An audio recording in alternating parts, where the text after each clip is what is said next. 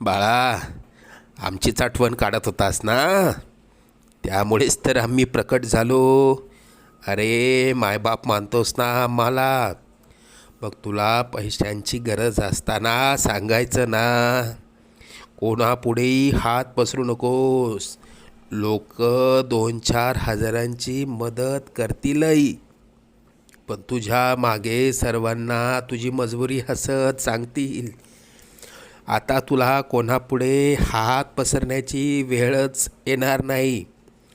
तू आजपर्यंत भरपूर दुःख सहन केलंस. लवकरच तुझ्या रडक्या भाग्यात सुखाचे दिवस येतील.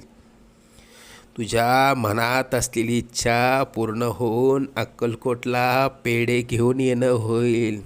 येशील ना आम्हाला भेटायला अक्कलकोटला?